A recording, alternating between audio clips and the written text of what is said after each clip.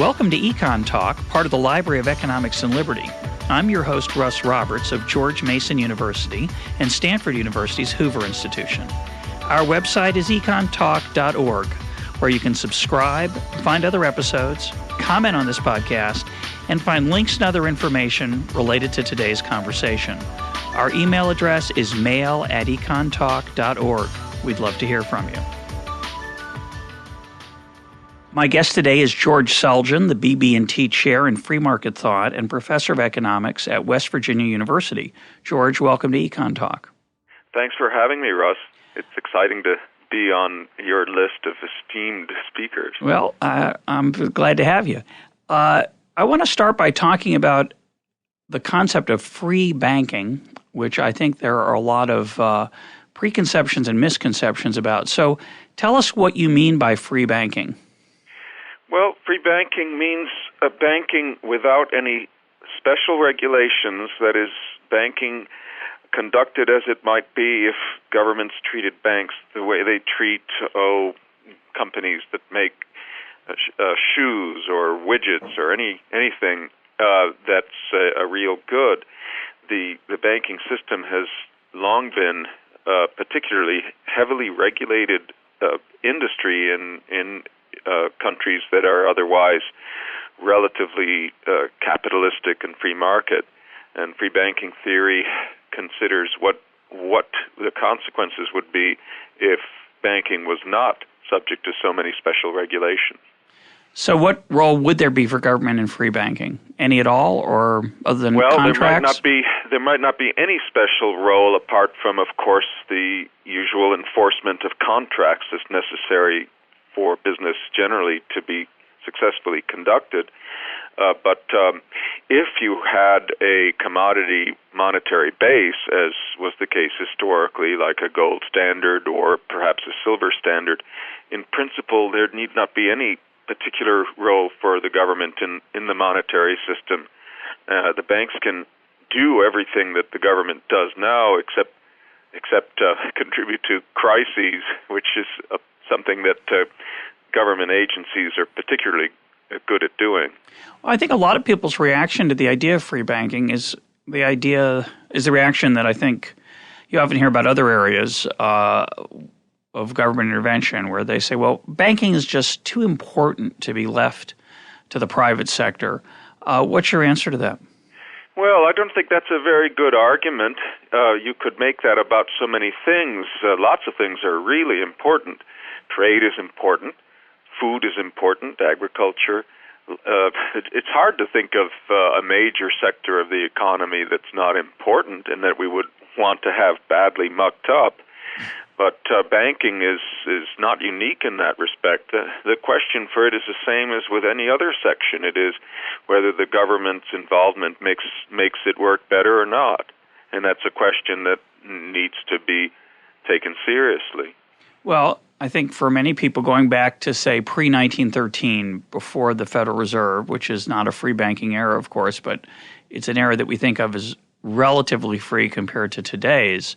Compared the pre-1913 era, we think of as fraught with chaos and bank runs and other things that the Fed, it is argued, has now figured out how to smooth, although the current situation, I think, is causing a lot of people to re-examine their prior beliefs. But historically, what is the record of free banking, if any, or is it just a theory? Well, it's not, fortunately, just a theory. There actually have been some instances that approximated the ideal of free banking, the theoretical ideal, I mean, though nothing that actually achieved it in any absolutely complete sense. But the most important thing that people have to keep in mind is that the creation of the Federal Reserve in this country and the establishment of other central banks elsewhere did not mark the beginning of government interference with banks and government regulation of monetary systems. Government interference with money and banks long predates the establishment of the Fed and even the establishment of some earlier central banks. And in the United States, we've had government has had a a very heavy involvement in banking. It's wielded a very heavy hand. If I were to name just a couple of the crucial regulations before the establishment of the Fed that contributed to the chaos that you referred to, Russ, and there was some chaos, no doubt, I would pick on the lack of branch banking. Almost all banks were single office unit banks, and that remained true, incidentally, for many decades after the Fed's establishment. And banks were heavily restricted in their ability to issue currency. This, of course, at a time before there was a central bank with the power to issue currency itself. And those two regulations alone created all kinds of trouble with the pre-Fed monetary system, and I think can largely take the blame for the crises that ultimately served as a rationale for the Fed's establishment. Well, let's take those two issues, the branch banking and the currency issuance. First, when you talk about free banking, do you mean that banks would also be the only suppliers of currency, or merely the holders of deposits of, say, government money? Or do you, when you talk about free banking, then which kind of currency are you having in mind? Well, today, of course, banks issue a big chunk of people's money holdings in the form of various kinds of deposits. And really, until relatively recent times, banks were the only private suppliers of any sort of money. It's true that today, and in the last 30 years or so, money market funds and other agencies have gotten into the business of supplying financial assets that can, at least in a loose sense, be regarded as exchange media. But if we're going back to talking about pre-Fed times, it was pretty much banks and mints that were supplying money, and banks back then could issue. Many of them could issue their own circulating notes. Now, these notes, which were currency, they weren't distinct from one another. That is, the brands issued by different banks weren't distinct in representing truly distinct underlying monies. Different banks issued $1 notes and $5 notes and $10 notes with their names on them, but they were all similar claims to some underlying amount of gold, some gold coin, essentially. So there was a uniform monetary standard, but you didn't have a monopoly of the issuer in the issuance of the paper representatives of that monetary unit. You said at one point that banks were stopped from issuing currency. When did that happen in the United States? It happened in two stages. During the Civil War, the state-chartered banks, which were the only kind of banks that had existed at the time of the outbreak of the war, were deprived of their right to issue notes by essentially having been subject to a stiff tax that made note issue for them unprofitable. Before that tax took effect, another kind of bank was established, the national banks under a federal charter, and those continued to have the right to issue their own notes that were subject to some stiff regulations themselves. In particular, they could only issue notes if they backed them more than fully in face value terms with U.S. government securities. The idea, of course, was to help finance the Civil War. It's pretty obvious that the architecture, the design of these reforms didn't have anything to do with improving the overall long-run performance of the monetary system. In fact, the restriction on the national banks was such that as the government retired its debt in the post-Civil War period, it became exceedingly costly for them to supply currency, so the currency supply shrank even as the country was growing very rapidly. And that was the thing that set the stage for severe currency shortages and financial crises in the last decades of the 19th century and first decades of the 20th.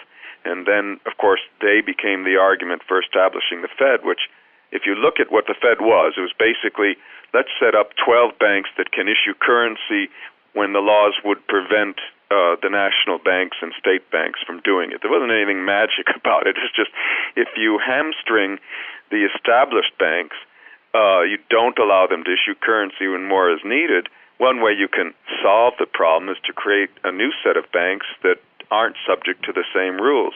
The problem was that the Federal Reserve banks, because of their unique standing, could issue too much currency.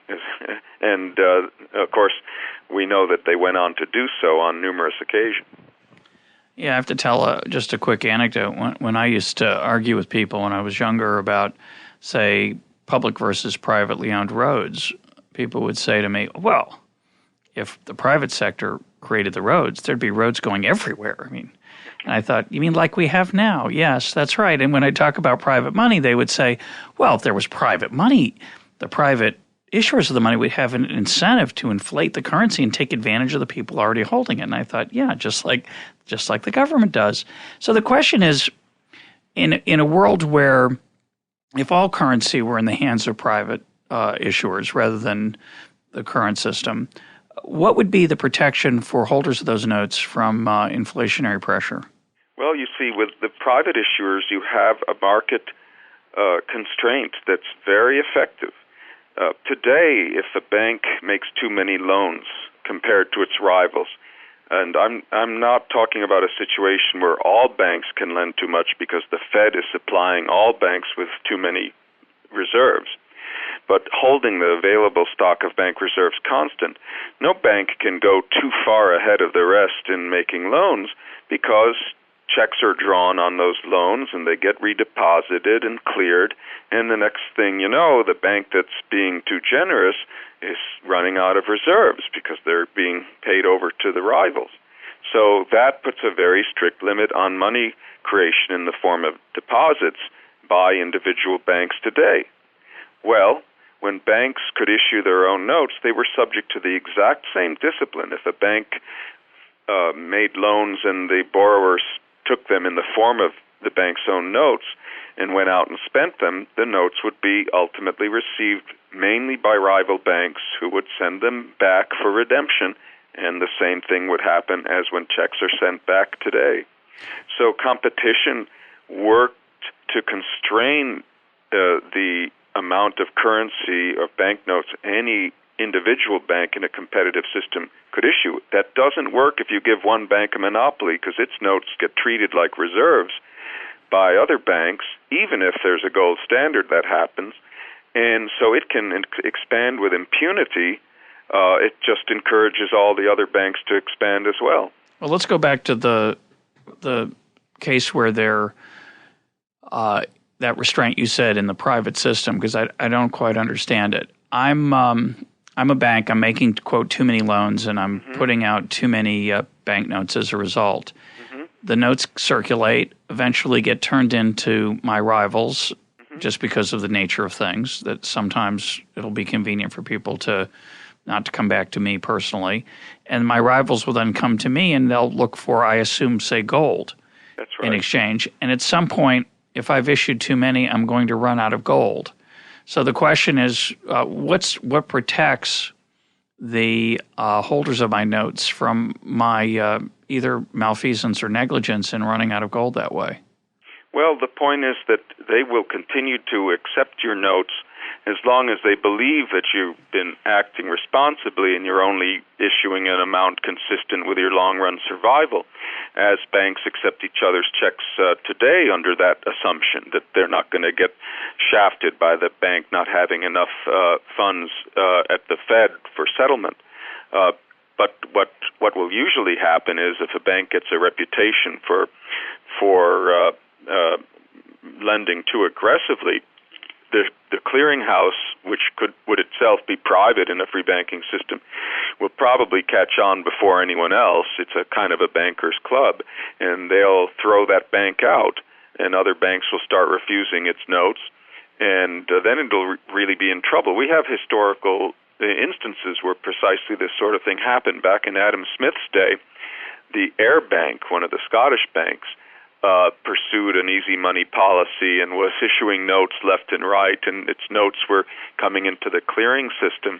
Well, they were very quickly discredited, and other banks started refusing them, and the Ayr Bank completely collapsed in in fairly short order, and a lot of people took a licking from it who had accounts there or held its notes, including I should say that most of the losses were borne by the owners of shares in the bank, and Adam Smith was one of them, incidentally, because the bank failed, and they were the first who had to suffer the losses. So you will get individual banks failing, but it's generally the case that the clearing system disciplines banks and keeps them from going overboard because they know exactly what they can expect in that kind of environment if they lend too generously.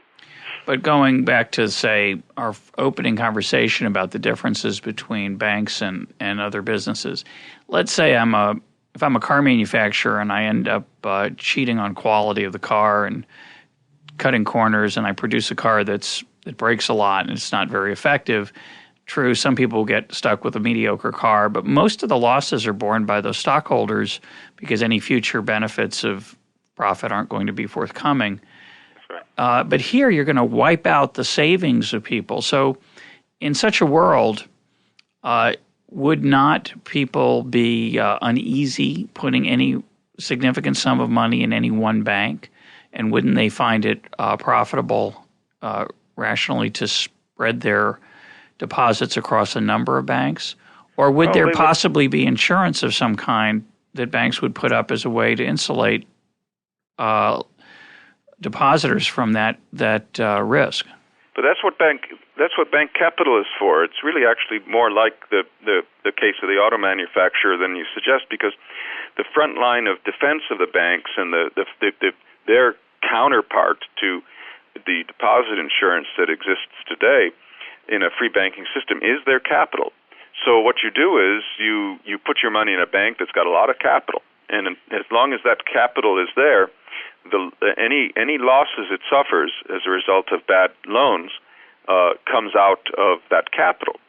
Now, if it overissues, right, it's going to suffer reserve losses and a liquidity problem that should constrain it very quickly. But if it makes bad loans, then its problem is going to be a lack of solvency, and that's going to come out of capital first, and then only after the capital is exhausted do the deposit holders and note holders bear losses. In the whole history of the Scottish banking system, which was the freest banking system we know of, until the establishment of restrictions on currency issuance by banks there in 1845, the total losses suffered by holders of Scottish banknotes, including those who held air banknotes, were really quite minuscule compared to losses that have been borne mostly by taxpayers as a result of bank failures in modern times.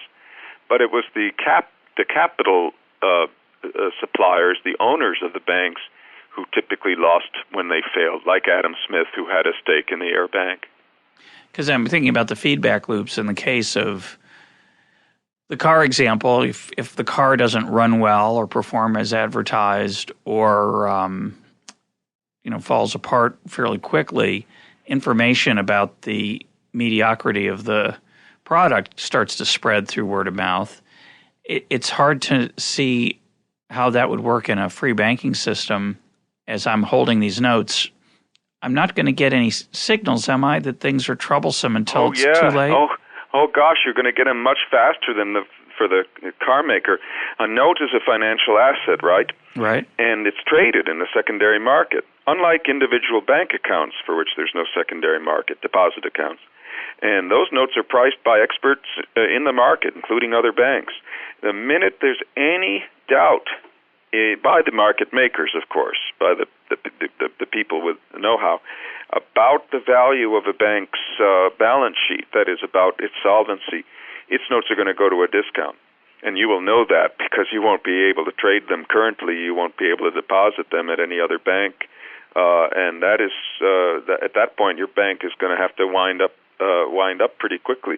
But generally, notes stay at par, and then it's safe to deal with them. The question everybody has to ask in a free banking system is, first of all, which of all these banks do I consider worthy of having my money in the first place, right? I bring my gold to them or whatever the basic money is, and they're going to have an incentive to do some research. They're going to want to look into the record of the bank, into its capital position, that is, how big the cushion is. It's going to protect them if they have bad loans and so on.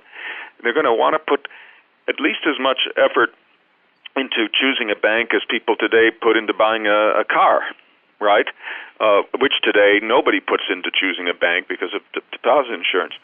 Then the next question they have to ask themselves is, what notes of other banks and checks is my bank willing to take? Does it consider current? Right? I trust my bank. What about all those other banks? Just look at the notes that your bank is willing to take. It regards those banks as safe.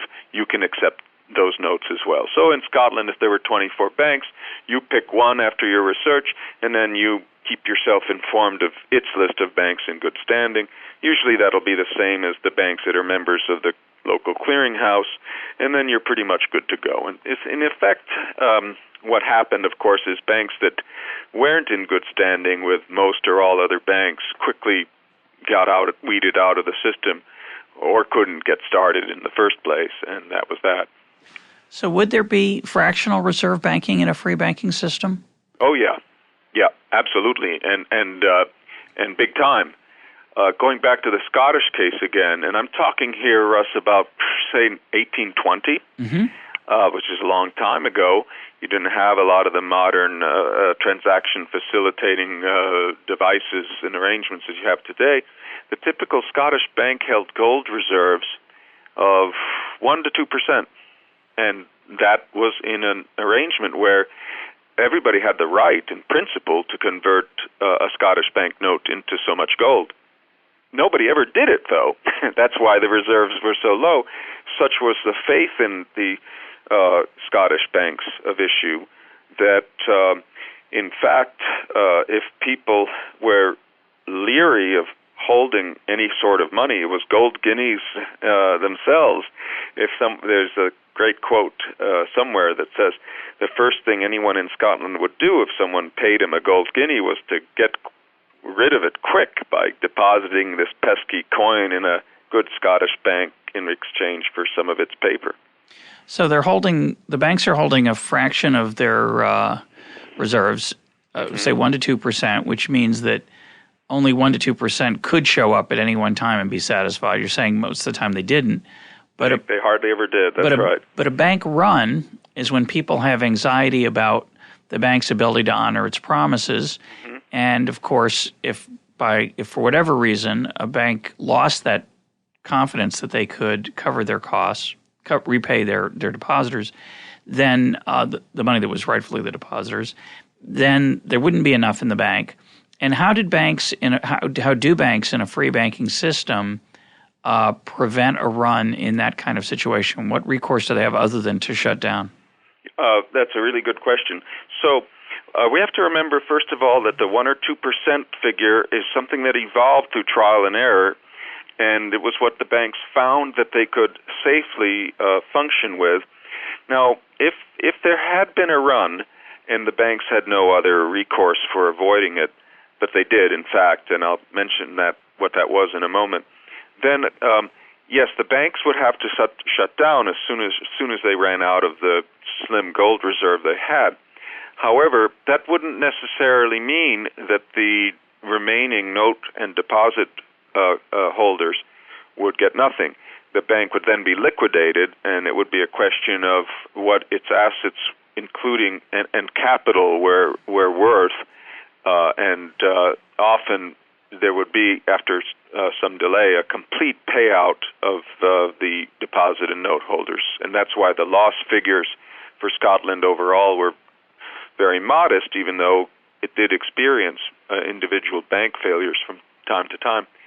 The recourse the Scottish banks themselves had until a law was passed that prevented them from using it anymore was something called the option or optional clause that banks put on their notes.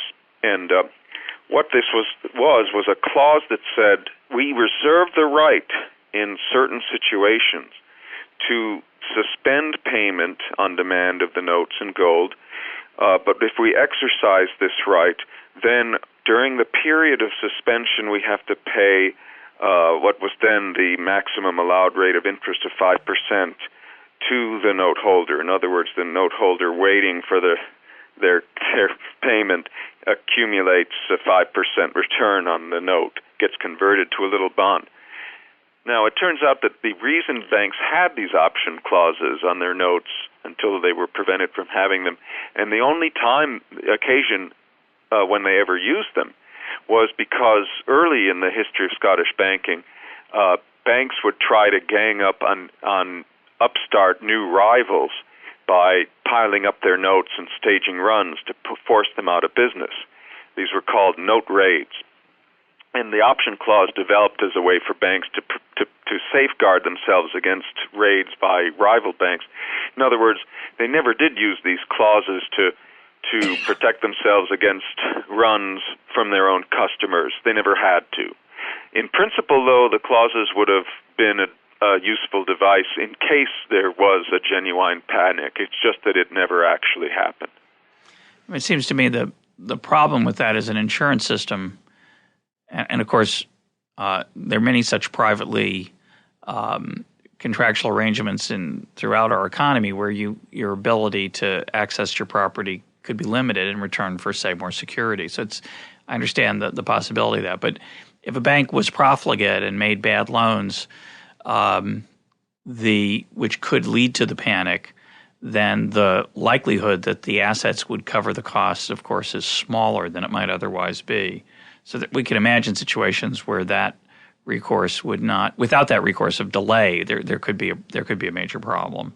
But this is the beauty of the optional clause. If it's designed right with the right rate of interest, and papers have been written about this, it's a perfectly incentive-compatible arrangement, by which Explain. What I specifically mean is if the only time it would pay for a bank to invoke the option clause instead of winding up would be, that is, instead of simply going bankrupt, would be if, in fact, it was solvent, it didn't have a lot of bad loans, people were panicking even though nothing was wrong. In other words, the runs of pure panic. They could have imperfect information, right? That's right. And in that case, it pays for the bank to invoke the option clause and pay the high rate of interest involved. If, on the other hand, a bank has been profligate and has made a lot of bad loans and really is insolvent or on the road to insolvency, it doesn't pay to invoke the clause. You simply shut down. So it's an incentive-compatible arrangement, and that's why it didn't produce any sort of hazard to have it there. But nevertheless, it was outlawed because some people opposed it.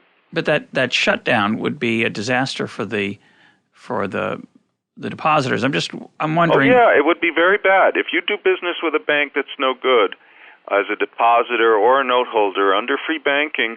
If your bank fails, you're going to take some losses. Now, that's not necessarily true because there could be a takeover, as there is often today, a merger, whatever, and these things would be easier in a less regulated system, these resolutions, than they often are at present. But at the bottom line, Russ, is yes, in a perfectly free banking system, as a bank customer who keeps money at a particular bank, you face a positive probability, it might be very small, of losing your money, or at least a part of it, and that's part of the reality of free banking. But every government scheme for trying to do away with that aspect of banking has ultimately served to give rise to a less safe banking system, where it's true that depositors as such don't face losses, but then taxpayers face them instead, and those losses become greater. Right. So there's no real they become gain. Systemic rather than localized. Yeah, well. So the idea that, the only good banking system is a system where bank customers, the holders of bank liabilities, never have to worry about taking losses, that idea is just a fundamentally rotten idea. It's a nice fantasy. It's a nice delusion, fantasy, I guess. But attempts to implement that fantasy, unfortunately, result in a very real suffering and welfare losses in the long run. But just to make sure I understand it, in a free banking system that we've observed, say in the real world, say in Scotland, and it sounds like we're talking about the period 1820 to 1845. Is that roughly? Well, or earlier. You could date it back to even the mid 18th century, which would include a brief period when the option clause was still legal. But in that world, what is restraining the bank from opportunistic behavior? Is it simply the loss of reputation and future ability to run the bank, or is there anything else? It's the loss of their capital. It should be mentioned that a lot of Scottish banks, though not all of them, not the biggest ones, but many had unlimited liabilities, so the shareholders' personal wealth was exposed. The owner's, the proprietor's personal wealth.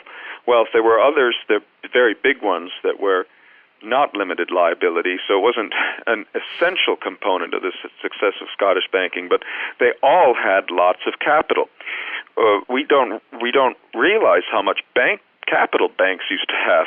It was common before the establishment of the Fed for banks to have capital that was 30% of their liabilities.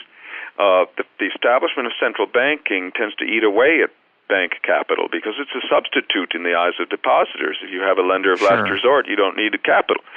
The establishment of deposit insurance has had the same effect, and that's why bank capital has to be regulated today, because we've gotten rid of all of the natural incentives for bankers to have capital and for depositors to insist that they do.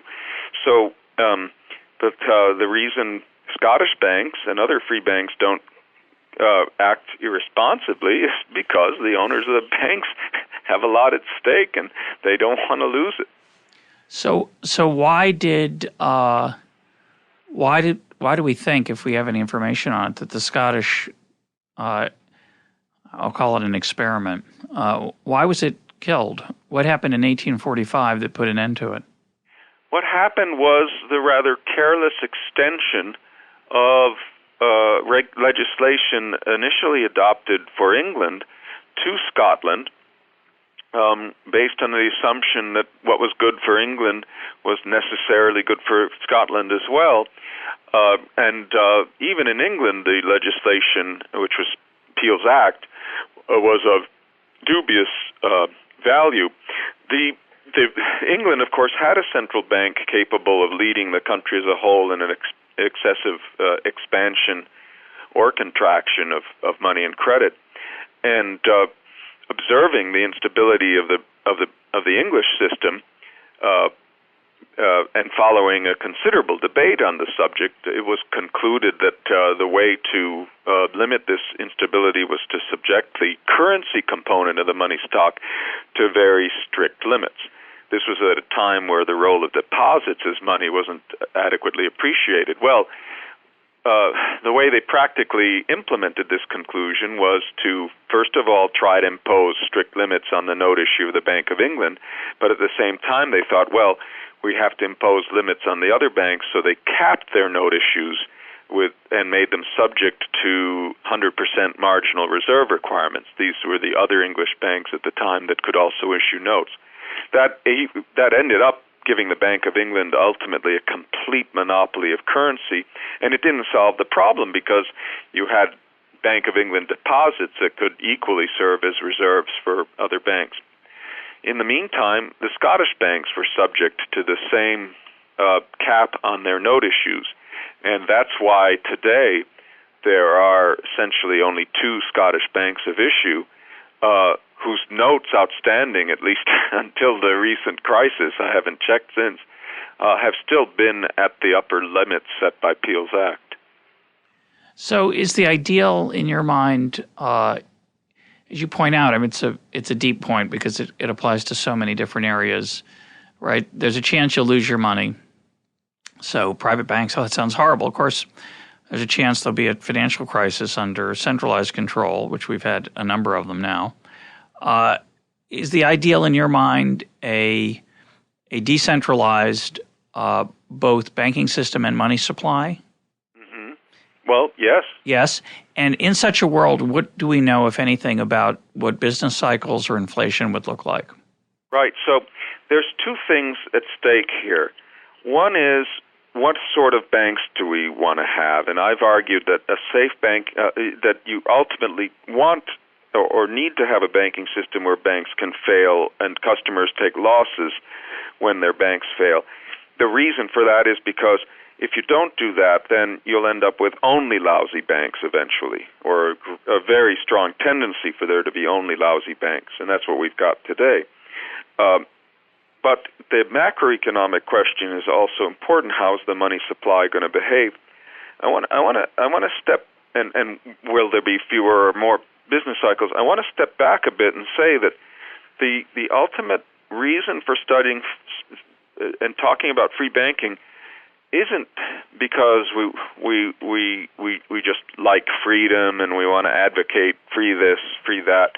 I don't come from this from a libertarian perspective. What interests me is the theory. How do banking systems work? What does regulation do? What do central banks do? And I believe, and other free bankers believe, that you can't answer those questions unless you have a theory of free banking that you've developed. You work in trade, right? You talk about the theory of free trade, but you know the theory of free trade. So where's their country with perfect, complete free trade? There isn't one. Okay, but we still write about... We have an idea, right, of what it might look like. It's an idea, right? Yep. And our understanding of what tariffs do comes from having theorized about free trade. We have free trade models, free trade theory. Most monetary economists, when they talk about central banks doing this and doing that, literally don't know what they're talking about. When they say this, when you have a central bank, it controls the money growth, because they don't have a conception of what a free banking system looks like. You can only say what a central bank is doing if you have this underlying notion of what the banking system looks like before the central bank gets created. And our monetary theorists, for the most part, don't know it. They don't know. So they have all these, frankly, wrong ideas about what it is that central banks accomplish and what it is they really don't accomplish and what harm they do. Anyway. It is the default model. There's no alternative in most people's minds, I think, to the government issuing currency and then regulating the banks the way they do. But many great scholars, Milton Friedman being the most obvious one, saw a role for central banking, a Federal Reserve, and spent their political economy time trying to argue for, say, a monetary rule of a fixed growth rate in the money supply or in high-powered money, and either out of expediency, because, well, it's hard to get rid of it, or because they believed that such a system was superior to a free banking system. So react to their viewpoint either on expedient or theoretical grounds. What would be the argument for how? And let me broaden the question as if it's not broad enough. But I think until about 6 months ago, most people would say that we've kind of got the hang of this central bank thing. We've had 25 years of really pretty much steady growth, really unparalleled in modern history. We had two small recessions in 91 and 2001, but they were historically very modest. Not to deny the hardship that the people who suffered from unemployment, but economy-wide, they were relatively small. And one could argue that we've really gotten the hang of this. Now, the current mess, it's not clear it indicts that viewpoint. It may, and I know there are people who say it does, but why? Give me the counterpoint to those who would argue that really central banks are really necessary. They're better than this disorganized and decentralized system in terms of inflation and growth. Because look how well we've done historically. Well, first of all, the statement presumes some knowledge of what a decentralized system would do, and as summarized, it's wrong. That is, the performance of central banks at their best, which is to say the way they performed before the current crisis for perhaps a decade, was not so great. Inflation rates were generally above 2%, sometimes well above, and there were cycles.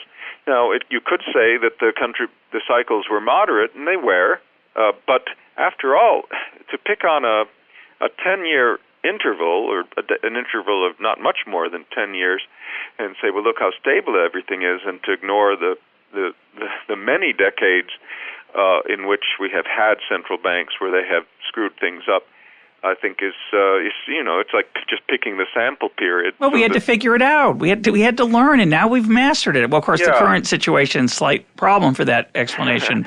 Well, it was a premature conclusion because I think the current situation proves that it was wrong. I'm of the camp that thinks the Fed played a very important part in pumping up the housing bubble, and I've argued so in a couple places, and I think the evidence is pretty clear that they blew it. And so what looked like a period of stability, or part of a period of stability and of central bank success, really wasn't. It was just setting the stage for another cycle. Yeah, I'll make a comment on that, and then I want to go back to this question of free banking's as an alternative. But what's interesting, of course, is that it's inevitably the rule of human beings rather than the rule of law. It's inevitably discretion rather than rules. And Greenspan in 2001 worried about 9/11 and worried about the tech crisis, was very eager to avert a recession and evidently went too far. And similarly, Bernanke, going back to March of this past year, when deciding to bail out or salvage Bear Stearns the way he did, of course, did that in the name of saving the financial system. And, of course, it did not save it, and it may have even hastened it. But so what would be as you point out, you need to have an alternative. So an alternative theory. What's the alternative theory of what business cycles and inflation would look like in a free banking world, and why would it be better than what we have now? Okay. So first of all, you can't evaluate the monetary and macro performance of a free banking system without specifying what the monetary standard is, because in principle, free banking can be you can have free banking with any standard. So you can have it on a gold standard, a silver standard. You could have a fiat dollar free banking system too, for that matter, where you still have the basic money of the economy created by a central bank. So in that case, the free banking conceived that way doesn't specify any particular pattern for the total money supply. But what I and others have pointed out is if you had free banking today, you wouldn't need to have an activist Fed, because there's no component of the money supply that the private banks can't supply adequate amounts of without the Fed's butting in. So you could explain that. Well, the only thing, you see, the Fed monopolizes paper currency and bank reserves, but of the public holdings of money, they monopolize only currency. And as long as that's true, and as long as people continue to need currency, which they do less and less, but they still need it, the Fed's control of that one component of money is what gives it ultimate leverage over the whole stock. Well, it's the original basis for its leverage, and you can't abolish the Fed without or shut down its operations entirely without risking there being a mismatch of the quantity of currency relative to demand, because no one else makes currency, paper currency. But if you allowed banks complete freedom, you could shut the Fed's operations down by freezing the monetary base. You just freeze it. You wouldn't get rid of it. You just have a fixed stock of reserves. So just leave the total number of green pieces of paper with dead presidents on them and the little coins. Just keep that stock constant. Right, and actually, ideally, what you'd want to do is you'd have to have an adjustment for currency flowing in from abroad and for currency being redeposited in the banks. What you really want to freeze is the supply of bank reserves. And eventually, though, imagine that the system has evolved where there are no more green pieces of paper in circulation. There's just the Fed liabilities in the form of reserve credits for banks. I don't understand that. Try to explain that again. Well, the Fed's liabilities now take two forms. There's actual Federal Reserve notes in circulation. That's like my $1 bill. Yeah, about half of which are abroad. And then the rest of the monetary base is banks' reserve credits. These What is that? Claims against the Fed on the Fed's books. What does that mean? Banks, think of the Fed as the banker's bank. They have deposits at the Fed. So I'm a bank, and I've put money at the bank as required by law to keep a minimum reserve. That's right, and that's just a deposit entry at the Fed. Is that going to disappear under free banking? No. We're going to keep it. We're going to freeze the total of those deposit credits, and let's subtract from the green currency because that could all eventually be replaced by free bank currency. When you have a frozen stock of reserves and the banks can supply all the paper currency that people need on their own, then that frozen base won't necessarily be a problem, and that is, the changing monetary needs of the public can be accommodated by the private financial system, and even with a frozen fixed stock of bank reserves. Would there be a fall if productivity was positive? Would there be a falling price level? There would if productivity was positive, and here we're getting into the less than zero argument. If the public wants to accumulate more money and they stop spending as a result, right? They don't draw as many checks. They don't pass on their banknotes. In that circumstance, right? And so you have a decline in the velocity of money. Mm-hmm. In that circumstance, actually, there would be a tendency for the banks to actually issue more money, to make more loans. And the reason they can do that is because that their demand for reserves is a function of the flow of payments through the clearing system.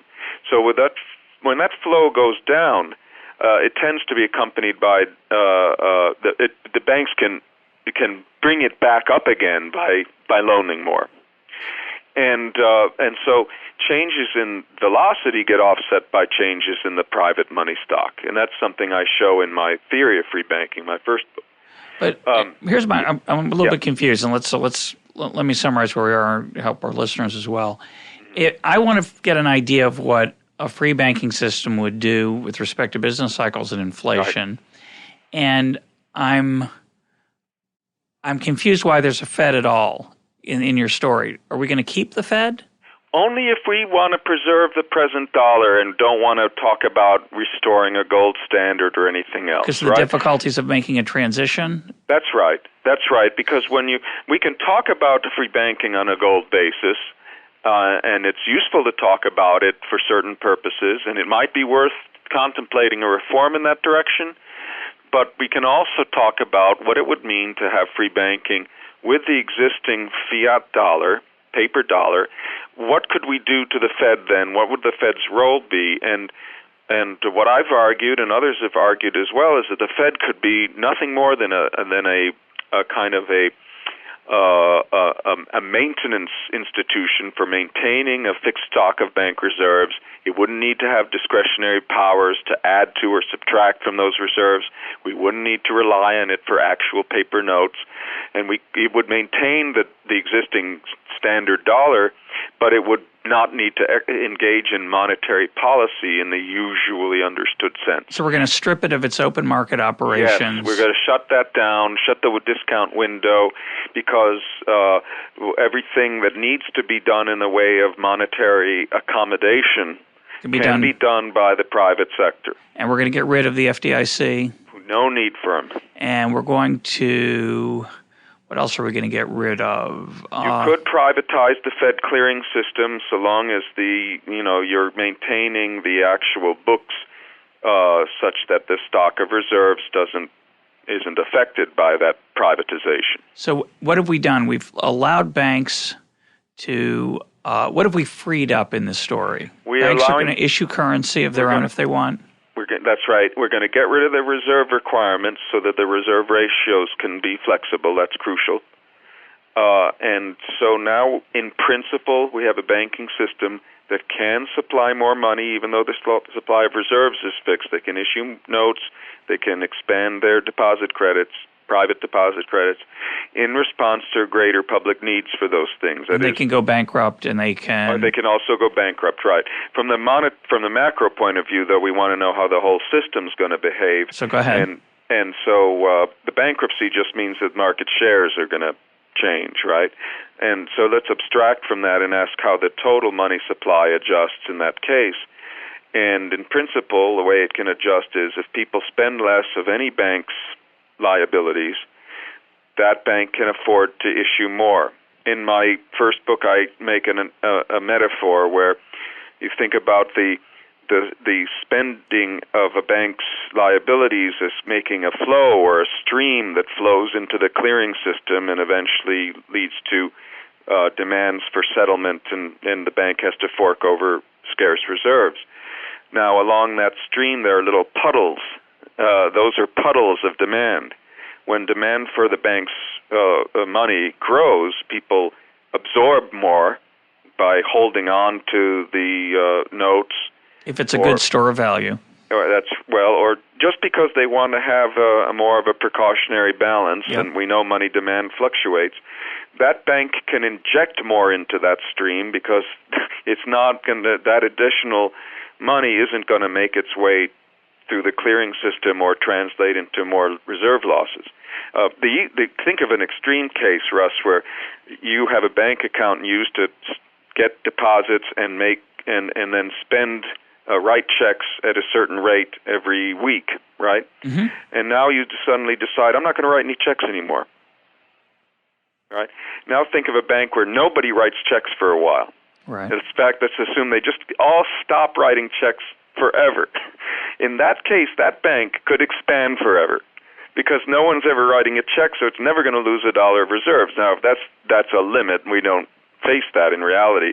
But the general idea that how much a bank can issue when it's not subject to reserve requirements and can supply currency as well as deposits depends on how rapidly people are spending its money is easily illustrated this way. So what do you think, would we have a business cycle? Well, to the extent, right, I mean, there are lots of theories of the business cycle and lots of things that could be said to contribute, but one of the things I think that everyone agrees contributes to business cycles today is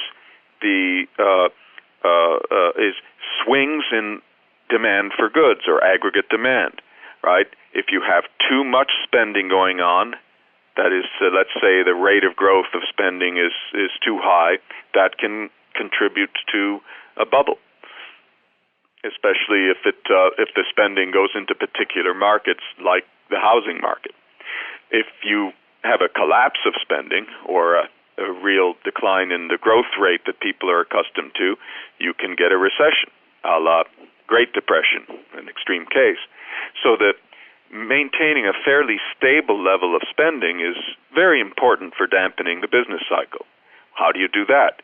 Well, what you do is you want to make sure the money stock grows when velocity of money goes down and shrinks when velocity goes up. Well, that's just what happens in a free banking system. And so it has its automatic tendency to dampen the business cycle. Now, the Taylor rule, which we've talked about here in the past, was thought to do the same thing, right? If the economy was slowing down, you'd inject more money into it and vice versa. Why do you think that has failed? The problem with the Taylor rule, or any other form of monetary a lot rule. of these rules, including the Taylor rule, look at the price level as a proximate signal of whether there's too much money or too little, and it can be very, very misleading. Notice what I said was necessary for dampening the cycle was stability of total spending, not stability of the price level per se. Now, those things turn out to be, more or less equivalent if you hold the productivity of the economy, or output, but especially the productivity of the economy constant, right? So think of the equation of exchange, MV equals PY, right? If we're stabilizing... For those of you taking notes at home without a program, that's M is the amount of money, V is how fast it turns over, P is the average price level and Y is output, correct? Excellent. Very good. I remember something. I'm so glad. So Irving Fisher would be proud. Right. So my argument is, and it's also an argument shared by many non-free bankers, is what you really want for the economy to be stable is to stabilize total spending, which is P times Y, or equivalently M times V. And that's what you do if you have M grow just to offset falling V and vice versa. Now, notice that, though, that if you stabilize MV, you're stabilizing PY, but you're not you're only stabilizing P itself if Y is itself unchanging, output. Now, what if you have a change in output due to productivity improvements? Which you hope for. You hope for all the time. Right. In that case, if all you want to do is stabilize spending so that changes in total spending aren't destabilizing activity, then you would want the price level to fall in response to that increase in productivity and to rise if productivity suffered a setback. Mm-hmm. And so thinking of this in terms of supply and demand, or aggregate supply and demand, and now, of course, Russ, I'm sorry, I hope you don't need to try to describe the chart to me, but for the listeners who understand what these graphs look like, what you want to do is stabilize the aggregate demand schedule. Don't let that thing bounce around. But if the aggregate supply schedule changes, especially the long-run value, well, that's fine. You let that translate into changing prices. Because that could be productivity, say. That's productivity, and the point is, and a lot of zero inflation types, including some monetarists, don't get this. If your general, the price levels we're talking about here are output price levels. It's the prices of finished goods that go into these measures for the most part. Well, if you have an improvement in productivity, then what you've really got is a change in the price or value of output relative to input. You get more output for any given input. So you've got a relative price, a big one that's got to change. It's the relative price of output to input. You either have to inflate. If you stabilize the output price level, you've got to inflate input prices. It's better, I argue, that the output price level should just be allowed to decline if productivity is improving. And that's the argument of less than zero. So, which is a monograph you've written, which we'll put a link up to.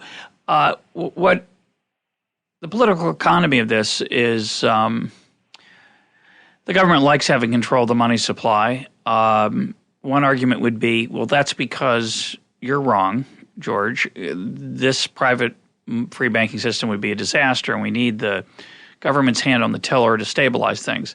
Now, what's fascinating, of course, is that the government's hand on the tiller really doesn't look so good in practice. You could, of course, justify it because of external events or things that are outside the money supply, outside the monetary authority, as a way of salvaging it.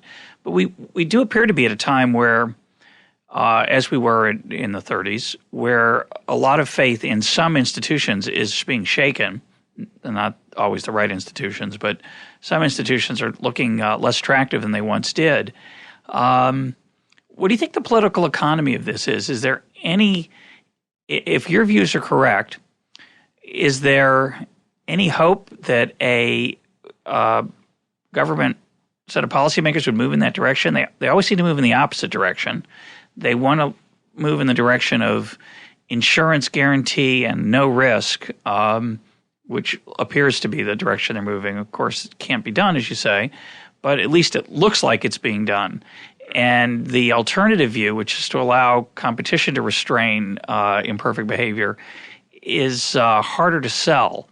Or is there something more sinister going on? Is there some private benefits that politicians get from controlling the money supply that I'm missing? Well, I see. Is it just a lack of faith, or is it a lack of, or is there something more straightforward in terms of public choice issues? Well, I think it's a little bit of both. I think most people sincerely believe that you have to have government control of the monetary system, or all hell would break loose. And that's why, to that extent, that's what's propping up the existing system. I think it's really worthwhile to be arguing for alternatives, because the existing system is supported by misunderstanding of theory, of history, and so on. However, it also has to be said that there are many interests at stake, that many of which would suffer from a move towards free banking. Central banking politicizes the money supply, and by doing so, it creates a circumstance where competing interest groups lobby for inflation or deflation, and for and perhaps even against various supposedly stabilizing policies. And as a result of this, you have, for example, pressure to inflate. There's always going to be pressure to inflate from certain groups, including debtors who see the value of their debts in some cases decline. So once you've politicized things, you've made it harder to go back to a system that cannot grant the interest groups benefiting from the present policies the favors that they're getting. And they're going to not be happy by a move to a system that might even promote some deflation, for example. Your latest book is called Good Money, and it's the story of an historical episode where privately issued money was widely circulated and trusted and worked out just fine, correct? Yeah, give us it a worked thumbnail. out much better than what the government had been supplying anyway. Give us a little bit of a description of that historical episode and what created it and why did it end? So this is a case where we're no longer talking about banks, which were only starting to become important in England at the time. The Bank of England existed, but the number of other banks in the late 18th century, which is the period my book concerns, was relatively small. And money in those days, for the vast majority of people, consisted of coins. And for all but the relatively well-to-do, it consisted of silver and copper coins. So you have the mass of payments depending on the availability of those smaller value coins. Well, okay, you also have the Industrial Revolution happening, of course, and that revolution is rapidly increasing the need for these copper and silver coins by increasing the number of transactions that for which they alone are adequate, including retail payments and wage payments. Now let's talk about supply. The Royal Mint, which was, of course, the agency charged with making coins and given monopoly powers to do so, was essentially producing no silver coins in the last quarter of the 18th century and practically no copper coins. In other words, you have growing demand and close to zero output.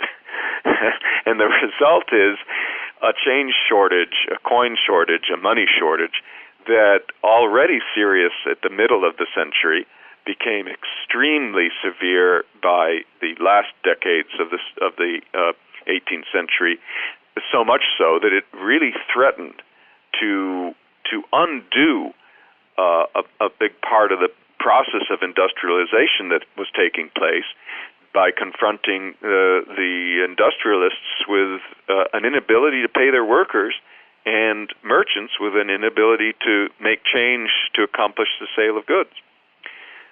So what happened? Well, what happened is necessity is the mother of invention. Yes, necessity is the mother of invention, and a couple entrepreneurs, both of whom happen to have interests in copper mining, and who were thereby encouraged by their involvement in copper mining, tried to persuade the government, first of all, to do something about the coinage, mainly by commissioning vast new production of copper coin, which they offered to help it to do by creating new mints that would handle the coinage instead of the Royal Mint, which for various reasons wasn't up to it. When their proposals fell on deaf ears, they decided to take matters in their own hands. It was actually Thomas Williams, one of these entrepreneurs, who went ahead, set up a mint, and started issuing very substantial amounts of copper coin, bearing his own copper mines trademark. Not his face, just a trademark. Oh, actually, no. He did not put his own face on the coins. The later issuers, including John Wilkinson, would famously have their own busts on the coins they issued, as if they were so many sovereigns. Yep. And but the interesting thing about these coins is that, first of all, they didn't run into their makers didn't run into the problems that the Royal Mint ran into with regard to aggressive counterfeiting and also supply distribution problems that were among the reasons why they gave up coining copper in the first place. Their coins initially were actually heavier than Royal Mint equivalents. They were beautifully engraved, and that's one reason why they defeated counterfeiting. They were redeemable on demand, and that helped maintain the balance of supply and demand and avoided shortages as well as surpluses. They were, in all respects, superior money to anything the Royal Mint had produced at that time. And before long, there were 20 different mints producing custom-made coins for about 200 different issuers around the country. And they solved the shortage.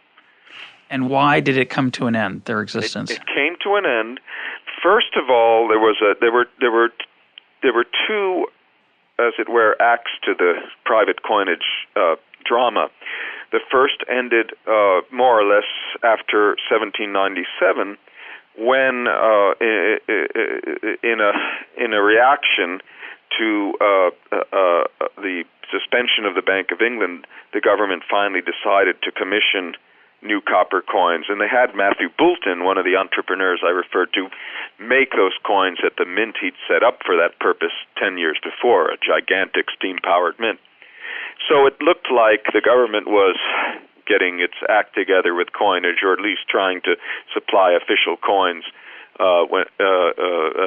after not having done so for some time. However, the new coins that it commissioned didn't solve the problem, because it had the lack of competition and other administrative arrangements of the Royal Mint carried over from the past caused these coins also to not satisfy demand, to pile up in certain places and never return to where they were needed, and so on. So there were new shortages, and another outbreak of private coinage began after 1810. Well, in that episode, the coins that were issued included silver coins, because the Bank of England in the meantime had issued its own coins, so others thought, well, it's a private firm, we can do this too. And finally, a guy issued gold coins, private gold coins, not very many.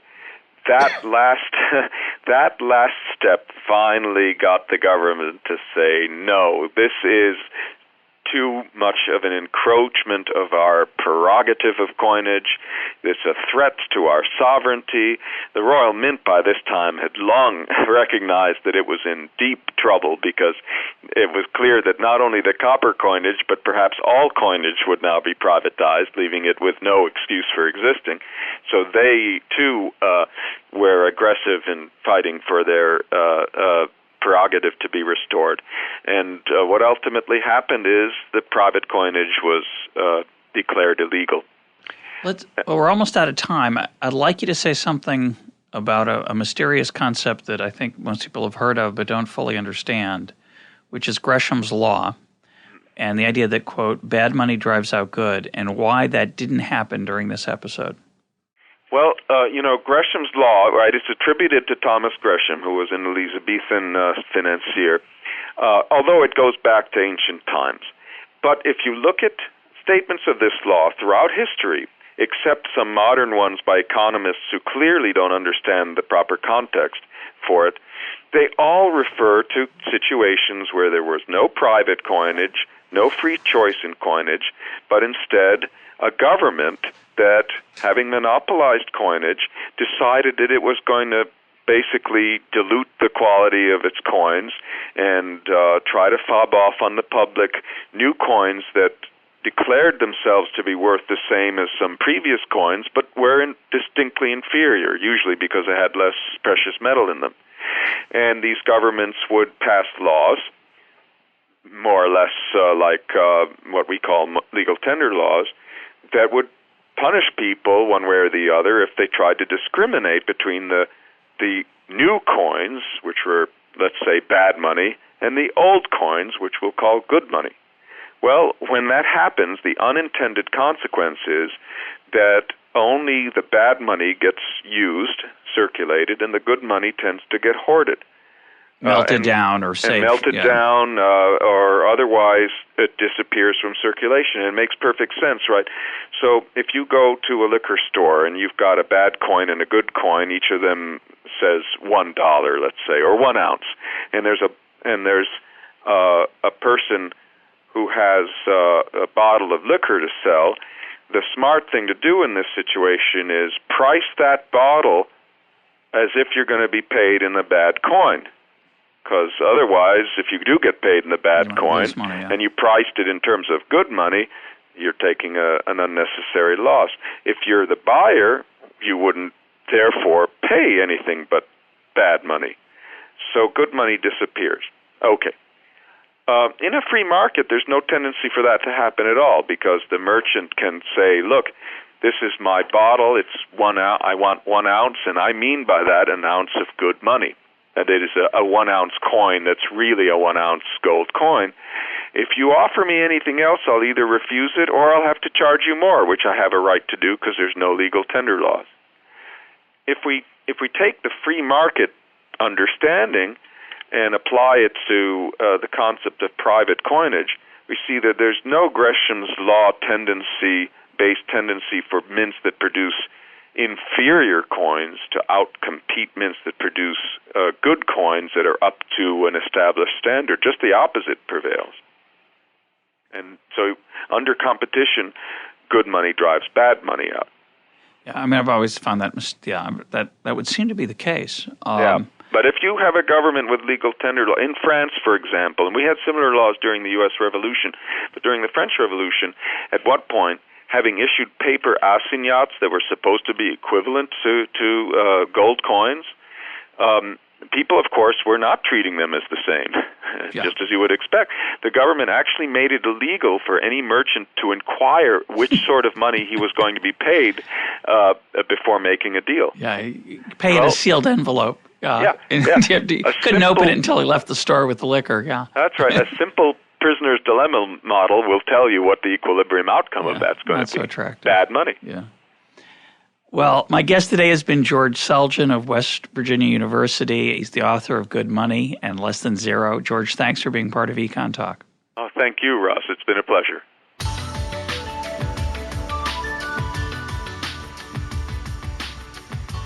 This is EconTalk, part of the Library of Economics and Liberty.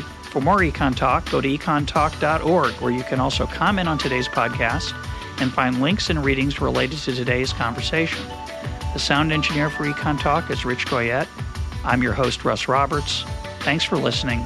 Talk to you on Monday.